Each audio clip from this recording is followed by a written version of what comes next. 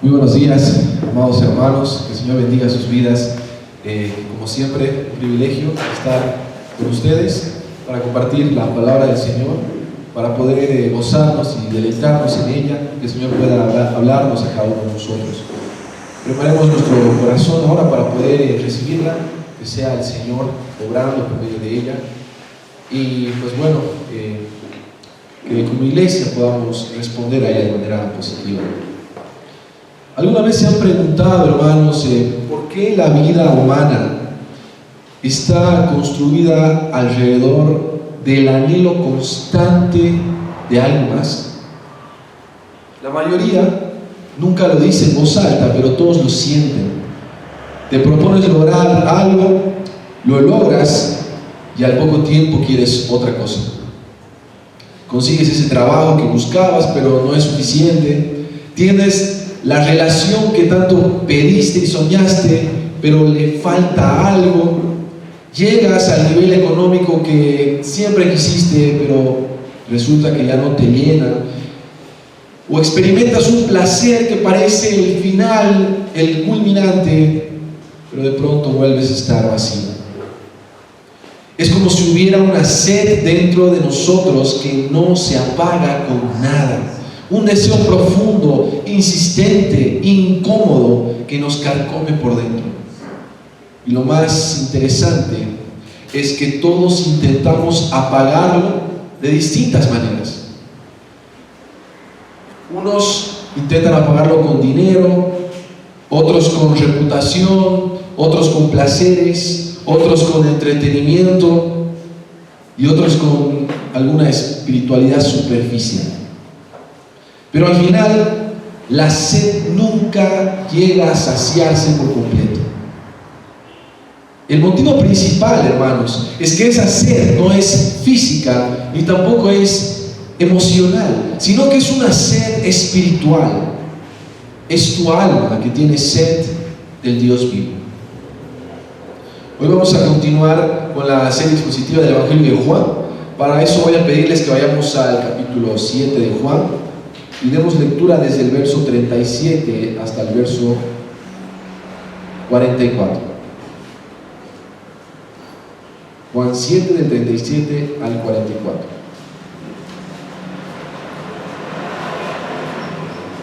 Tal vez alguien que pueda ayudarme con la lectura, que se pueda poner de pie y leer fuerte.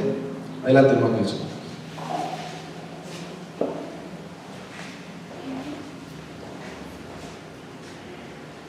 En el último y gran día de la fiesta, Jesús se puso en pie y alzó la voz diciendo: si alguno tiene sed, venga a mí y beba. El que cree en mí, como dice la Escritura, de su interior correrán ríos de agua viva. Esto dijo del Espíritu que habrían de recibir los creyentes en él, pues aún no había venido el Espíritu Santo, porque Jesús no había sido aún glorificado. Entonces, algunos de la multitud, oyendo estas palabras, decían: verdaderamente este es el profeta. Otros decían: este es el Cristo. Pero algunos decían: ¿de Galilea ha de venir el Cristo? ¿No dice la Escritura que del linaje de David y de la aldea de Belén, de donde era David, ha de venir el Cristo? Hubo entonces disensión entre la gente a causa de él, y algunos de ellos querían prenderle, pero ninguno le echó mano. Amén. Acompáñenme a orar, hermanos. Señor, te damos gracias esta mañana por tu palabra. Gracias porque podemos llegar a ella, podemos seguir aprendiendo de ella, Señor, y porque tú nos hablas, Padre. Gracias te doy por esta mañana y te ruego, Señor, que puedas usar mi vida, Padre, para poder exponer y enseñar de manera adecuada, Señor, y que seas tú hablando en nuestras vidas. Y Dios bendito, que podamos estar atentos a lo que tú nos vas a enseñar, Señor. Quita toda distracción, Padre amado. Permítenos estar enfocados en este tiempo, Señor. Te lo pido en el nombre de Cristo Jesús. Amén.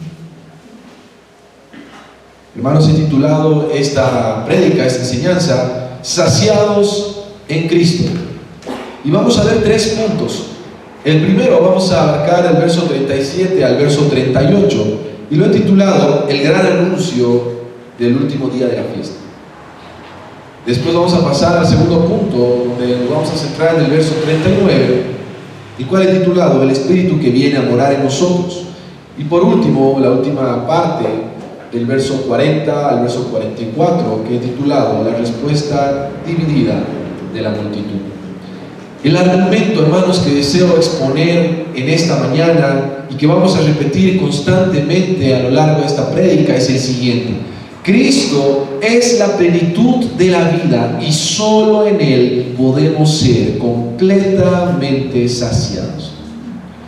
Vamos a pasar al primer punto entonces, el cual una vez más he titulado El gran anuncio del último día de fiesta. Vamos a leer del verso 37 al verso 38 nuevamente. Recuerda el título, El gran anuncio del último día de fiesta. Dice la palabra: en el último y gran día de la fiesta, Jesús se puso en pie y alzó la voz diciendo: si alguno tiene sed, venga a mí y beba. El que cree en mí, como dice la Escritura, de su interior correrán ríos de agua viva.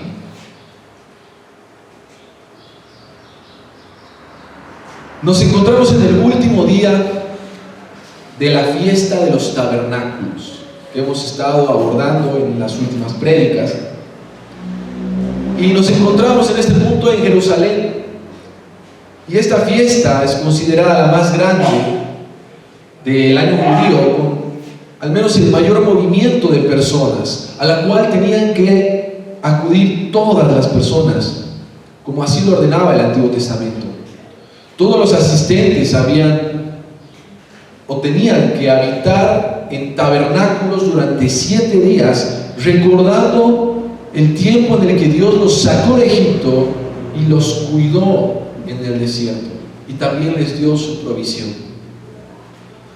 El último día de la fiesta, este punto en el que estamos hoy, es muy importante. Es un día especial, ya que era el día más festivo y con mayor concurrencia de personas. Era el clímax de esta fiesta tan importante.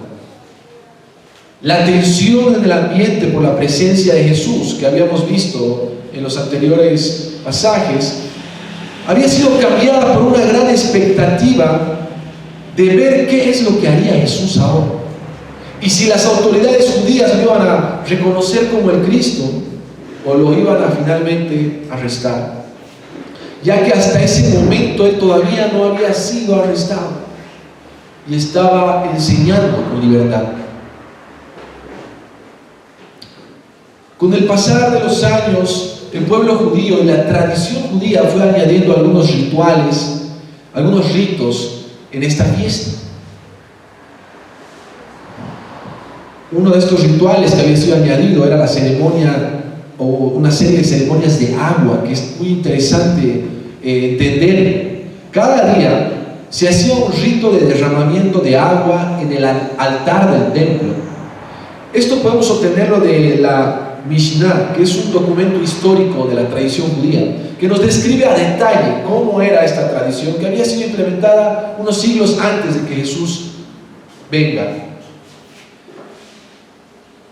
Lo que nos menciona es que los sacerdotes iban al estanque de Siloé, ahí en Jerusalén, recogían agua en una jarra de oro, volvían al templo con músicas, con danza, con celebración, y derramaban esta agua en el altar junto con vino, mientras el pueblo observaba todo este ritual. Esta ceremonia tenía la finalidad de recordar cómo Dios había provisto de agua en el desierto y que había sido obtenida de una roca para poder saciar la sed del pueblo.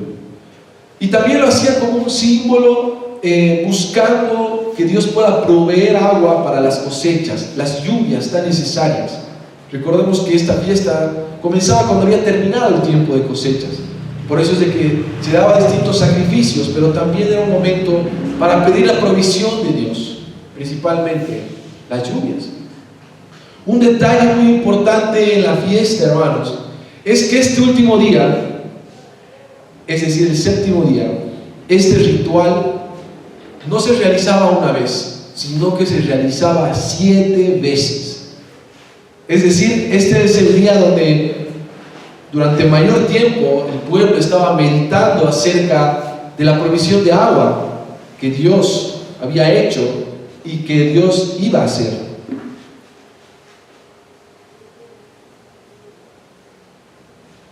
Así que, hermanos, entendiendo este contexto, entendiendo un poco más la fiesta en la que estamos, podemos concluir que al menos hay 2 cosas en la cabeza de la multitud en este día tan especial: la provisión de agua que Dios da a su pueblo y la presencia libre de Jesús que está en medio de la fiesta. Esto era alguna de las cosas que estaban en la mente de todas esas personas. Jesús está por aquí libre, en algún momento seguramente va a dar alguna otra enseñanza, pero al mismo tiempo están meditando en la provisión y en el agua principalmente.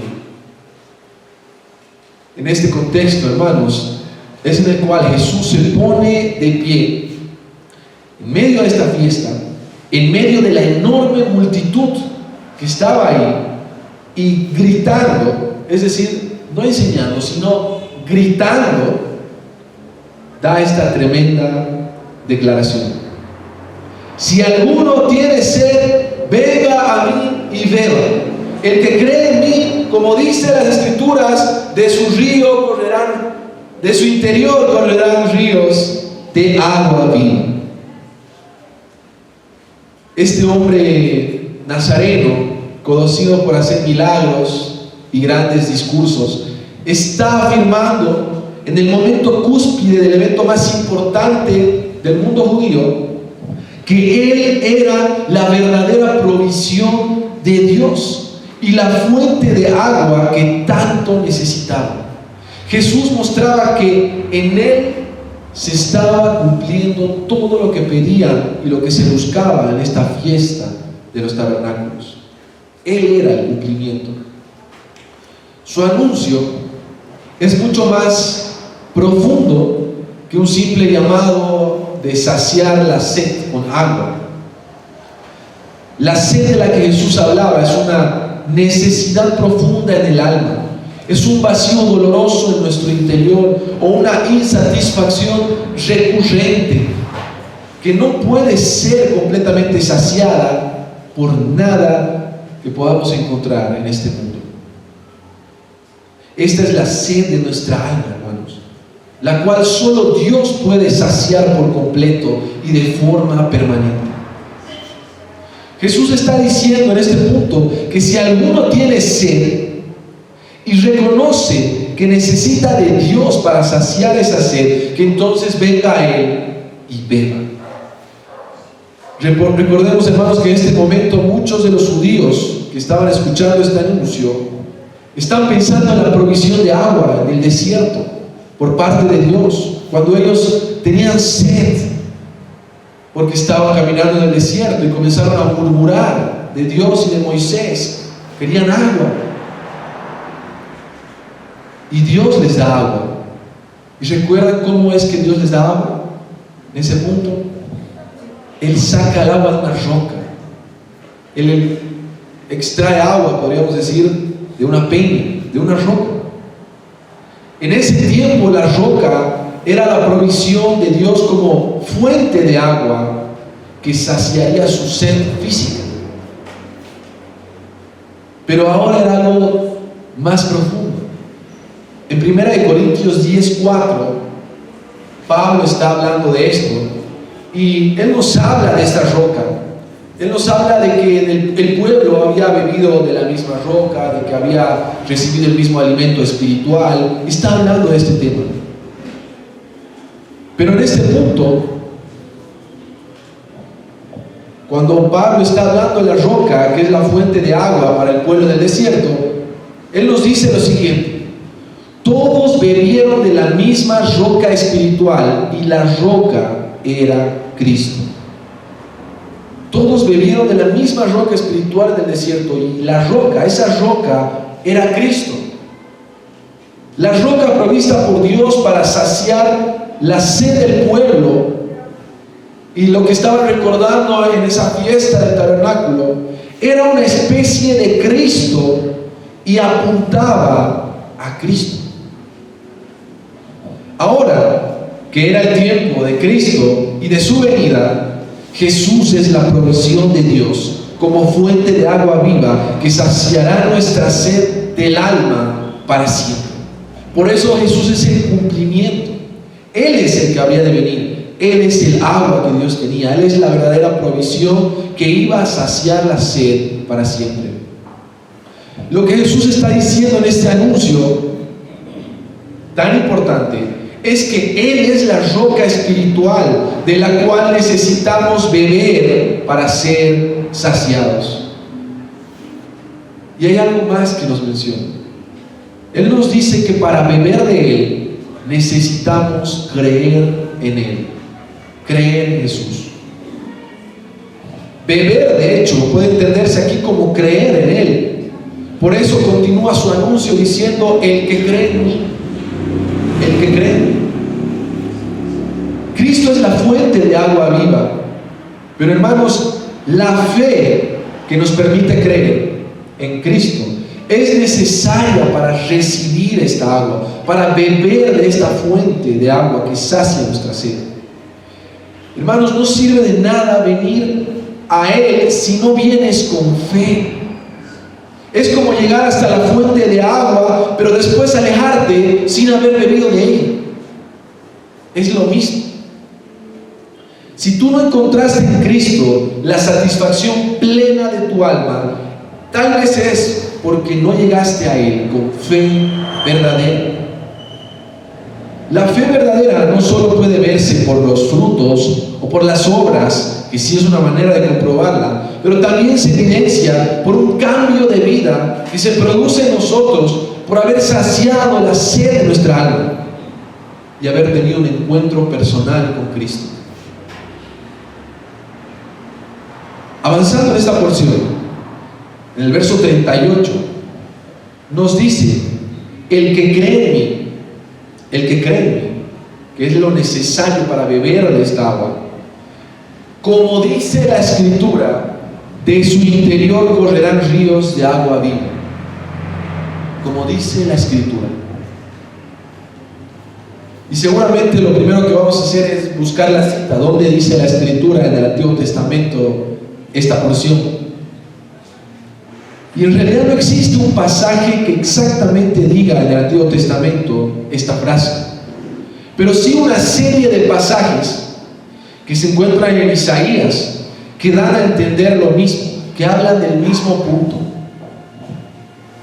Los pasajes más relacionados, si es que quieren anotarlos, se encuentran en Isaías 44:3, en Isaías 55:1 y en Isaías 58:11. Estos tres versículos.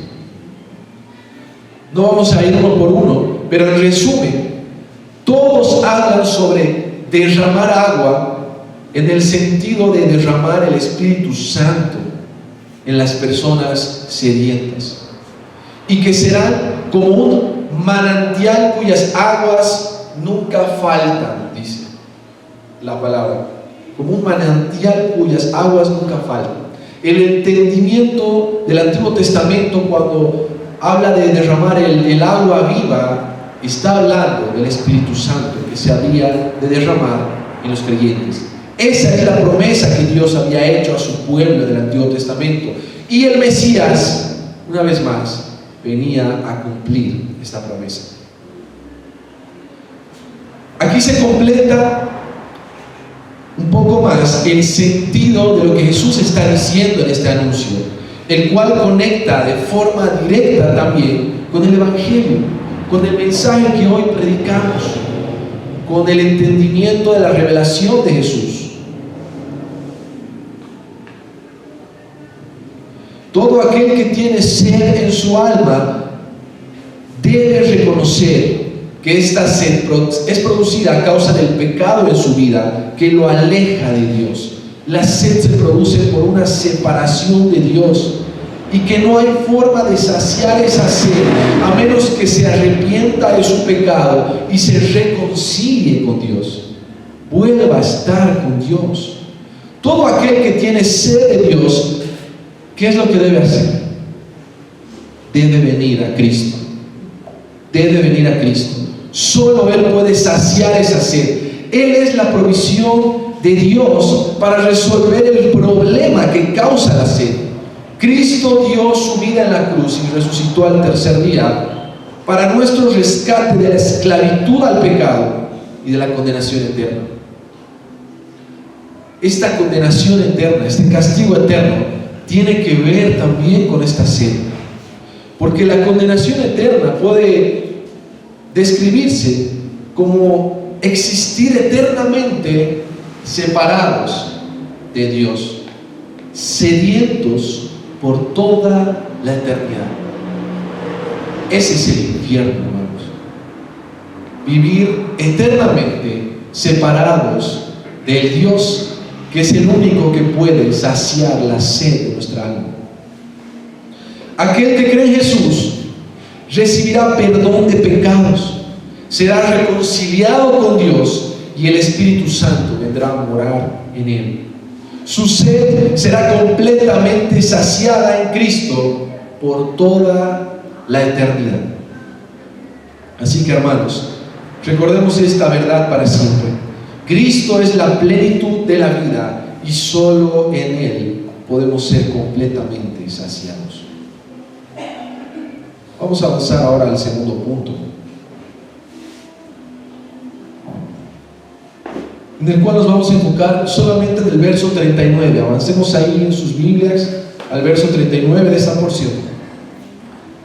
Y he titulado esta parte, este segundo punto, de la siguiente forma: el Espíritu que viene a morar en nosotros. El Espíritu que viene a morar en nosotros. Dice la palabra en el verso 39. Esto dijo del Espíritu que había de venir, o que había de recibir los que creyesen en Él, pues aún no había venido el Espíritu Santo, porque Jesús no había sido aún glorificado. En este versículo, hermanos, el autor de este evangelio, es decir, Juan el apóstol, hace una aclaración de lo que Jesús está diciendo.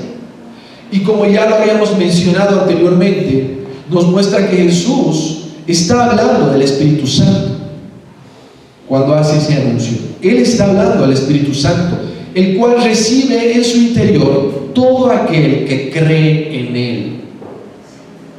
Este texto nos dice que en el último día de la fiesta, en ese momento donde Jesús hace el anuncio, el Espíritu Santo todavía no había venido. Y el motivo es porque Jesús todavía no había completado su obra y no había sido glorificado. En ese momento, cuando Jesús haya sido glorificado, entonces pues vendría el Espíritu Santo a morar en aquellos que habían creído en Él. Esto no significa de que el Espíritu Santo no había venido a la tierra en ese momento, porque sabemos que el Espíritu Santo estaba obrando y que estaba incluso en el mismo Jesucristo.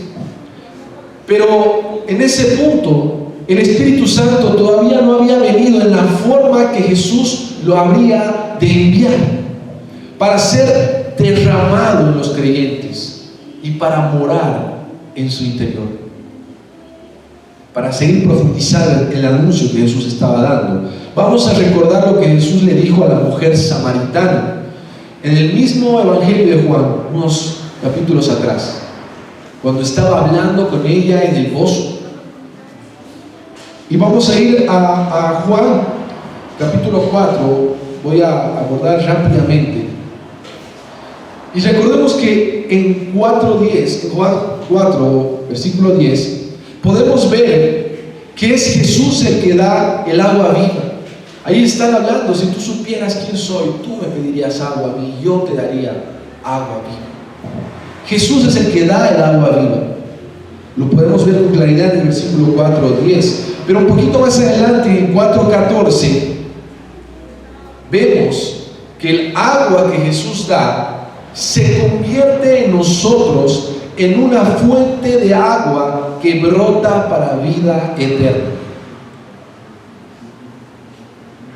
Cuando Jesús está hablando de agua viva, se refiere al Espíritu Santo. Y a la luz de estos versículos, podemos entender la forma en la que Jesús viene a saciar nuestra sed. Aquel que viene a Jesús con fe verdadera, recibe el agua viva que solo Jesús puede dar. Y esa agua viva que recibimos de Cristo es Dios mismo, que viene a morar en nosotros y se convierte en una fuente de agua que brota desde nosotros para vida eterna. El Espíritu Santo que mora en nosotros, hermanos, es como un manantial de agua viva que siempre está disponible para saciar nuestra sed. Hermanos, ¿entienden lo que esto significa? ¿Entienden lo maravilloso que es esto? Hermanos, tenemos la fuente de satisfacción plena del alma morando en nosotros, viviendo en nuestro interior. Y siempre podemos acudir a ella para ser saciados. Siempre podemos acudir a ella. En Juan 6:35, unos versículos antes de llegar a Juan 7, veíamos también que Jesús hacía el llamado de venir a Él y creer. Y ahí decía: el que cree en mí nunca tendrá sed. El que cree en mí nunca tendrá sed. Ahora, esto se refiere, entiendo, a que el que cree en Él no padecerá de sed, no sufrirá de sed.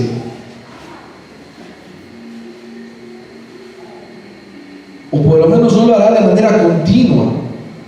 No tiene que sufrir más de sed, porque cada vez que la tenga, podrá saciarla en Dios, podrá saciarla en su Espíritu Santo que mora en Él. Ya no será como aquellos que tienen sed y no encuentran dónde saciarla, porque no hay manera en la que puedan saciarla. Sino será más bien alguien que tiene en Él mismo a Dios morando, el cual es la fuente que puede saciar su sed cada vez que vengamos a Él. Esto puede ser algo nuevo tal vez para algunos de ustedes, y para otros esto puede sonar hasta obvio tal vez, pero es una verdad que necesitamos recordar y en la cual necesitamos meditar un poco. Y me gustaría hacerles una pregunta a modo de meditación de este tema. ¿Cuándo fue la última vez que experimentaste una plenitud absoluta en tu comunión personal con Cristo? ¿Cuándo fue la última vez que sentías esa satisfacción plena de tu ser y parecía que no necesitabas nada más que a Cristo? No sé si en algún momento ustedes han vivido esta realidad, ese momento donde solamente por estar en comunión con el Señor hay plenitud absoluta. Recordemos, hermanos, que podemos encontrar esa satisfacción, esa saciedad en Cristo, porque Él vive en ti por medio de su Espíritu. Es algo que todos deberíamos buscar. Lo tenemos a nuestra disposición. Podemos saciar nuestra sed en Cristo, hermanos. Y ojo, que esto no es un llamado a depender de experiencias o de emociones en nuestra relación con Dios, o a que pensemos que cada día vamos a estar flotando en el aire totalmente saciados, totalmente plenos, y que cada vez que yo llegue a mi tiempo de oración debería pasar esto. Tal vez no sea esa forma, hermanos, pero hermanos, esto sí es un llamado a buscar satisfacer nuestra alma en Cristo antes que en otras cosas, a buscar en el lugar correcto, allá no andar buscando en el mundo o fuera de Dios, fuera de la fuente de agua que tenemos en nuestro ser. El creyente, a causa de seguir en su cuerpo terrenal, a causa de seguir en un mundo caído, y finalmente a causa de su pecado, de que sigue siendo pecador, sigue experimentando sed. Seguimos experimentando sed. ¿O acaso hay alguno aquí que no ha sentido nunca más sed o deseo, esa necesidad de algo que nos sacie, fuera tal vez de necesidades básicas, ¿no? como comer o demás cosas? ¿Acaso nunca más hemos tenido necesidad de algo? Sería lindo que sea de esa manera, pero la realidad es que no es así. Y es importante entender de que cuando esa sed llegue ahora, ya tenemos dónde saciarla. El problema del creyente es que en muchas ocasiones sigue buscando saciar esa sed como lo haría alguien que no tiene a Cristo. De la misma forma, el mundo, hermano, se comporta y vive satisfaciendo sus necesidades, sus deseos y la sed espiritual que no pueden ver en cosas del mundo, en placeres temporales, en actividades, en sueños, en su forma de vida, que es conducida por estos temores, por esta escasez en su ser, la cual ya no tenemos más, hermanos, la cual ya no es parte de nosotros. Pero pareciera que en muchas ocasiones queremos seguir viviendo como si no tuviéramos a Cristo. Buscamos satisfacción en cosas de este mundo. Y tal vez ya no sea en drogas, tal vez ya no sea en fornicación, tal vez ya no sea en alcohol o en cosas que pueden ser escandalosas, que tal vez antes sí las practicábamos. Pero puede ser que sea en cosas un poco más superficiales, como por ejemplo las redes sociales, o el consumismo, el comprar cosas que nos gustan, el hacer ese viaje que soñamos, el lograr una meta en el trabajo. Hermanos, las cosas más sutiles que reemplazan a Cristo son las más peligrosas, porque son las más difíciles de ver. Y poco a poco van tomando un lugar en nuestra vida que reemplaza a Cristo. La verdad es que no necesitamos ninguna de estas cosas para estar satisfechos y plenos. Tal vez sí las necesitamos de alguna forma, pero no las necesitamos para estar satisfechos y plenos, porque tenemos a Cristo. Pero acudimos a ellas engañados por nuestras pasiones carnales y por nuestro pecado. Nuestro cuerpo terrenal, nuestro pecado todavía nos dice: acude a esto o acude a este otro, y vas a recibir la plenitud que estás buscando. Al final, solo te darán una satisfacción momentánea, pero en poco tiempo volveremos a estar vacíos y sedientos. Es como tomar una Coca-Cola que puede parecer deliciosa en ese momento, pero que no calma la sed y que solo termina haciéndote daño, y que cada vez que la sigues consumiendo más bien te hace dependiente. Ya no la puedes dejar. Perdón, Miki. Es que nuestro hermano trabaja en la... Bueno, supongamos que no dije esa... Bueno,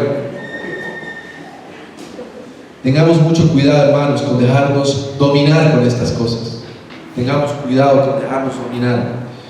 Pueden que no sean pecaminosas en sí mismas, tal vez no tengan nada de malo alguna de estas cosas en sí mismas, pero se pueden volver pecaminosas si comienzan a tomar el lugar de Cristo. Se pueden volver muy pecaminosas. No busques saciarte en otras cosas. Recuerda que solo el que vive saciado en Cristo es verdaderamente libre. Es libre. No necesita esas cosas. Si el Señor nos da una bendición, gloria a Dios, las podemos disfrutar, pero yo no las necesito para ser pleno.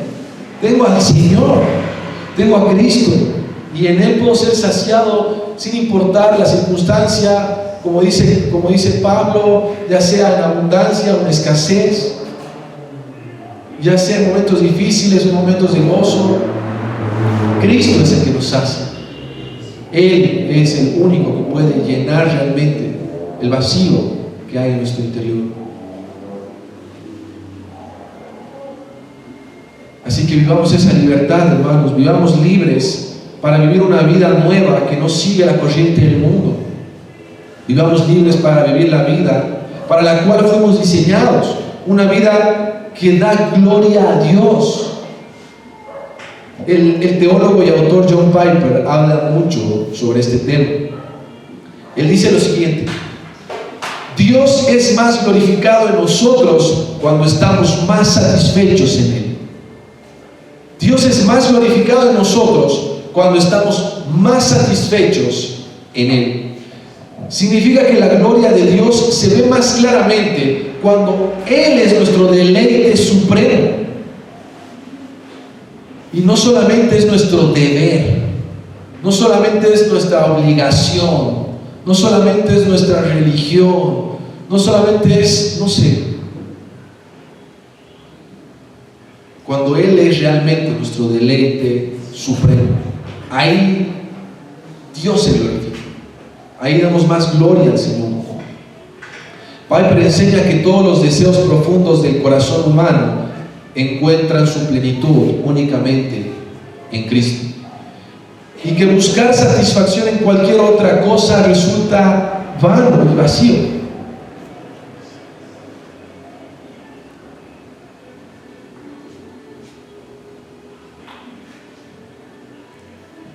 Así que es importante, hermanos, entender nuevamente de que no vamos a encontrar fuera del Señor. Él también afirma lo siguiente. Piper nos dice: el alma humana fue hecha para Dios, nada más puede llenarla. Esto es algo que no viene de Piper, viene de muchos otros hermanos, teólogos, pastores, y desde la misma escritura, obviamente. Piper explica que fuimos creados con un vacío que solo la presencia, belleza y gloria de Cristo puede llenar. La sed espiritual no puede ser saciada por logros, dinero, familia o ministerio, sino solo por la comunión con Cristo. Así que, hermanos, aprendamos a estar satisfechos en el Señor, aprendamos a estar satisfechos en Cristo, y no de una manera teórica, hermanos, en la práctica lo hagamos de verdad, porque muchas veces tenemos clara la teoría y podemos decir: sí, bueno, yo estoy saciado en Cristo y todo lo puedo en Cristo que me fortalece, y sabemos todas estas frases de memoria, pero cuando llega la vida no las vivimos, no las aplicamos. O tal vez podemos decir: no, sí, estoy pleno en Cristo, porque la Escritura dice que tengo todo en Cristo, entonces sí, estoy pleno en Cristo, pero resulta que vives detrás de los deseos del mundo, buscando saciar en todas las cosas, pero en tu mente tienes la teología correcta. Ojo con esto, hermanos, ya que puede llevarnos a vivir una vida legalista, fría, seca y teológicamente arrogante. Seamos sinceros con Dios, hermanos, seamos sinceros con nosotros mismos. La pregunta para nosotros en esta parte es la siguiente: ¿de verdad Cristo es suficiente en tu vida? ¿De verdad Él es suficiente? ¿De verdad, hermanos? ¿Estás saciando tu alma en Cristo cada día? ¿Realmente podemos hacer eso? ¿Realmente lo estamos haciendo? ¿O de qué forma sueles reemplazar a Cristo cuando tu alma tiene sed? Hermanos, recordemos una vez más esta verdad: Cristo es la plenitud de la vida, y solo en Él podemos ser completamente saciados. Avancemos al punto 3 ahora, el último: la respuesta dividida de la multitud. La respuesta dividida de la multitud. Y aquí vamos a abordar del verso 40 al 44.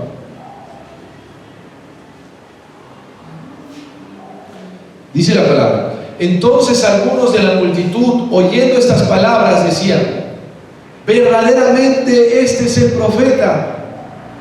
Otros decían: este es el Cristo. Pero algunos decían: ¿de Galilea ha de venir el Cristo? ¿No dice la Escritura que del linaje de David, de la aldea de Belén, de donde era David, había de venir el Cristo? Hubo entonces disensión entre la gente a causa de él. Y algunos de ellos querían prenderlo, pero ninguno le echó mano.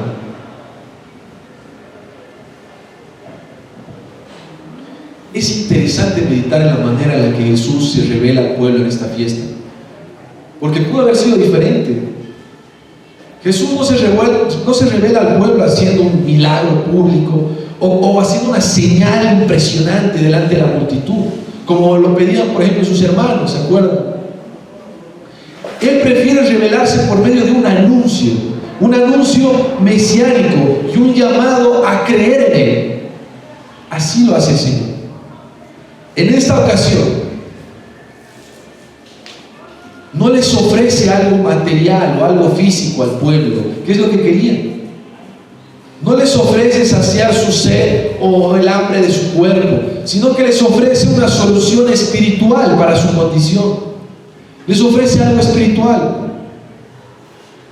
Hermanos, si Jesús hubiera decidido hacerlo de una manera diferente, ¿se imagina que Él hubiera decidido en ese momento, en la plenitud de la fiesta, hacer el milagro de la multiplicación de los panes y de los peces? ¿O hubiera convertido el agua en vino en ese momento, donde había miles de personas alrededor? ¿Qué tal si se hubiera parado y hubiera dicho una frase y Dios le hubiera respondido del cielo? ¿Quién ahí iba a decir: este no es el Mesías? ¿Quién de ahí iba a seguir ahí luchando, combatiendo, si es que hubiera hecho algo semejante? Que lo hizo en diferentes momentos, pero no así en esta multitud, no en este momento cúspide de la fiesta. ¿Qué hubiera pasado si él hubiera hecho eso? Tal vez habría sido suficiente para que todo el pueblo lo reciba como el Mesías, o por lo menos la mayoría de ellos. Él podría haberlo logrado fácil, pero eso habría alimentado una fe falsa y hubiera impulsado seguirlo por los motivos equivocados. Y lastimosamente esto es lo que hacen muchas iglesias hoy en día, hermanos. Esto es lo que hacen muchas iglesias, que en lugar de anunciar el verdadero evangelio, ofrecen prosperidad, ofrecen sanidad física o experiencias milagrosas, y ganan miles de seguidores con fe falsa, que están principalmente centrados en problemas terrenales y no en su problema espiritual. Ese es el problema, hermanos, cuando no anunciamos el evangelio. Cuando ofrecemos algo más, vamos a ganar seguidores, muchísimos seguramente, pero personas que no han creído realmente en el Señor. Jesús no estaba interesado en ganar seguidores. Él quería salvar a aquellos que el Padre le había dado, y sabía que solo ellos responderían a este anuncio o al evangelio. El anuncio que acaba de dar es una revelación directa de su identidad y una afirmación directa de su deidad. Ningún profeta podía decir: vengan a mí para saciar su sed o crean en mí. Nadie podía hablar de esa manera. Esto es algo que solo Dios podía afirmar de esa forma. La respuesta de cada oyente a este llamado dependería primero de otra respuesta: ¿quién es realmente Jesús? ¿Quién es Jesús? ¿Quién es el que está dando el anuncio? ¿Quién es este que dice que si venimos a Él vamos a saciar nuestra sed, y que si creemos en Él, de nuestro interior van a brotar ríos de agua viva? ¿Quién es este? Bueno, primero están los que dicen que Jesús es el profeta. Verdaderamente este es el profeta, dice un grupo, refiriéndose el profeta del cual habla el Antiguo Testamento, un profeta que iba a venir antes del Mesías, a preparar el camino. Estos parecen haber aceptado a Jesús, parecen haberlo aceptado, pero en realidad están equivocados respecto a quién es Él. Están aceptando a otra persona, a otro enviado, no a Jesucristo, el Hijo de Dios. Este grupo de judíos, aunque tal vez pueden respetar mucho a Jesús, o hasta incluso pueden convertirse en sus discípulos, como seguidores, aprendices de Él, seguirían esperando al verdadero Mesías. Y por eso no podrán saciar su sed en Cristo, que es el verdadero Mesías. Ellos se quedarían ahí, como les digo, tal vez receptivos a Jesús, pero equivocados respecto a Él. Equivocados respecto a Él. Hoy en día, hermanos, en nuestra realidad, este grupo sigue existiendo y se encuentran personas que respetan a Jesús, lo consideran un gran profeta tal vez, o tal vez lo consideran un gran maestro, o cualquier otra cosa respetable, pero que no alcanza para creer en su verdadera identidad. Estos no creen en quién es verdaderamente Jesús. No creen en quién es verdaderamente Jesús, porque lo consideran menos de lo que realmente es. Menos de lo que realmente es. Fíjense, hermanos, en qué estamos creyendo. Porque si estamos creyendo en algo menos de lo que realmente es Jesús, no estamos creyendo en Jesús. Ninguna persona que pertenezca a este grupo saciará su sed en Cristo y recibirá la vida eterna. Es por esto que si alguien aquí todavía es parte de este grupo, debe salir de ahí de inmediato y creer en Jesús como el Mesías, Dios con nosotros, y recibirlo hoy como el Señor y Salvador de sus vidas. Así llegamos al otro grupo de personas que también responde a este anuncio. Aquellos que dicen como Pedro: este es el Cristo, el Hijo del Dios viviente. Los que en verdad han creído en Jesús. Este es el grupo que cree correctamente en su identidad, que han creído en Jesús como Emmanuel, es decir, Dios con nosotros.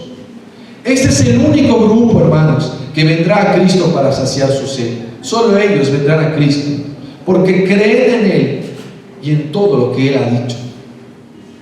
Este es el único grupo que recibirá al Espíritu Santo cuando Jesús sea glorificado y lo envíe. Y en la actualidad, hermanos, hoy en día, solo se encuentran en este grupo aquellos que han creído en Cristo con fe verdadera, y que Dios les ha quitado la venda de sus ojos para poder ver quién es realmente Jesús. Pero en esta porción podemos ver otro grupo también que está ahí implícito, y es interesante este grupo. Es el grupo de los que todavía están en la duda, los que todavía están en la duda, porque tal vez hay algunas cosas que no le cuadran de Jesús. Hay algunas cositas ahí que no me terminan de cerrar de Jesús. Entonces, no lo estoy rechazando, pero tampoco lo estoy aceptando. El problema es que este grupo está confundido y tarda en venir a Cristo porque todavía no entiende algunas cosas, o simplemente porque ignora algunas cosas de Jesús. Tal vez solo no conoce mejor de quién estamos hablando. Algo interesante de este grupo, el grupo que estaba presente ese día del anuncio, es que ellos tenían una teología correcta sobre el origen de Cristo. Ellos tenían razón en lo que decían. Sí, Jesús tenía que venir, o el Mesías tenía que venir como descendiente de David, tenía que nacer en Belén. Todo lo que dicen es correcto, pero no tenían conocimiento de que Jesús cumplía con estos requisitos. Ellos estaban confundidos. Ellos suponían que Jesús venía de Nazaret, que Él era de Galilea, pero ignoraban que en realidad Él había nacido en Belén y que Dios había acomodado todo para que Él cumpla con lo que la Escritura hablaba del Mesías. La figura paterna de Jesús, la figura terrenal paterna de Jesús, que era José, era un descendiente de David y su tierra de origen era Belén, y por eso es de que en el día del censo Él es llamado a volver a Belén para el censo, y justamente ahí Jesús llega a Belén y nace en Belén, y después vuelve de su vida un tiempo, como sabemos, en Egipto, y después vuelven allá a vivir en Nazaret, en Galilea. Pero esto es algo que muchos ignoraban. Jesús cumplía todos los requisitos públicos o bíblicos del Mesías, pero este grupo simplemente no tenía conocimiento de ello, y eso les hacía dudar. Les hacía dudar.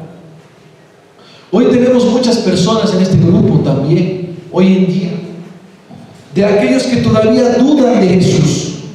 Todavía hay algunas cosas que no le cuadran de Jesús, o todavía les falta información para estar totalmente convencidos.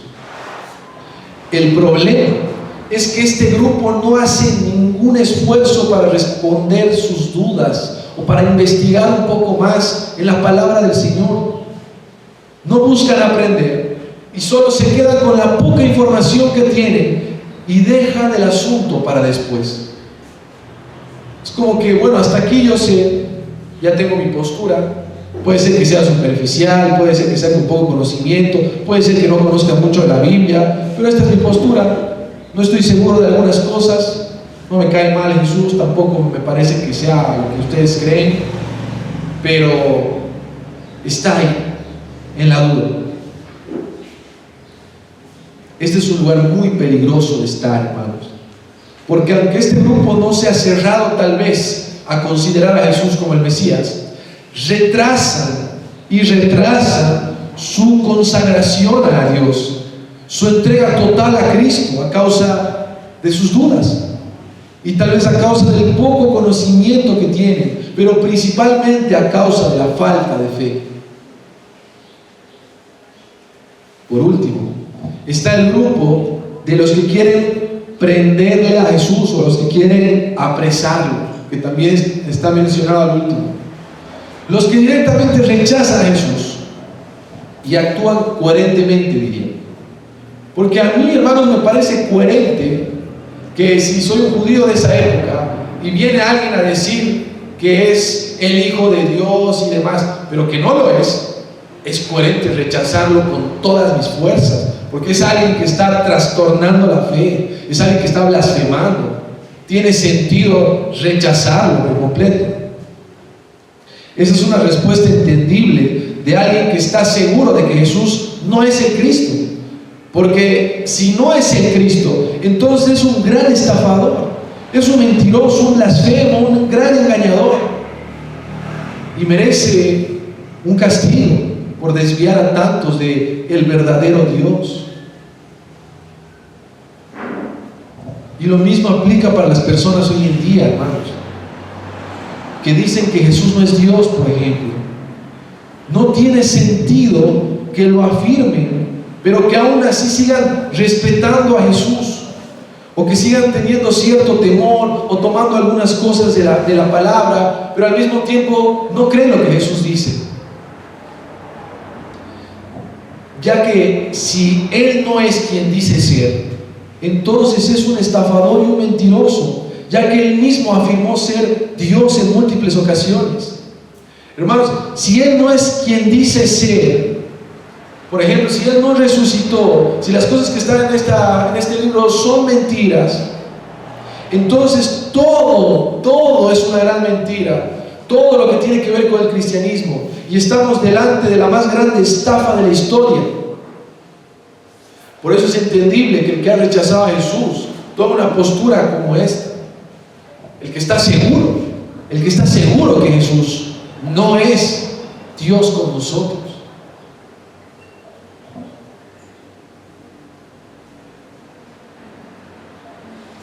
si tú afirmas no creer en Jesús, si dices estar seguro que Él no es Dios o que Él no es lo que dice ser, lo más razonable sería esperar un rechazo absoluto a todo el cristianismo, a todo lo que dice la Biblia, y no solo a algunas partes.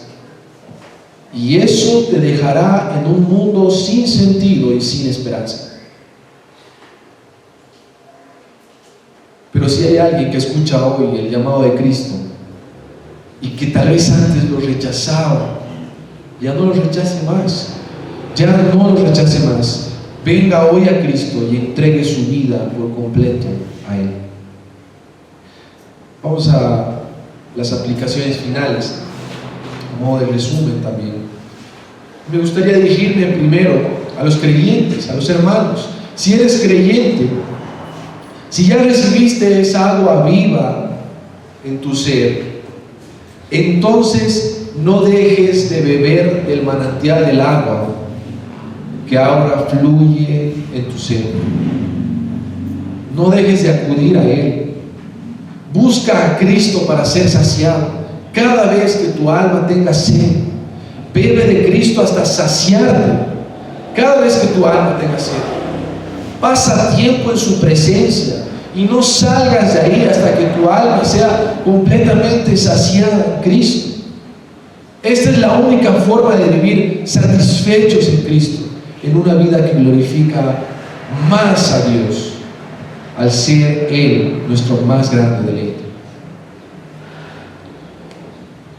Y si no recibiste el agua viva, si tal vez no has entregado tu vida a Cristo, si no has creído en Él, entonces ven hoy a Jesús y cree en Él. Como dice el apóstol Pedro, arrepiéntete y conviértete, arrepiéntete y bautízate, y recibirás el don del Espíritu Santo.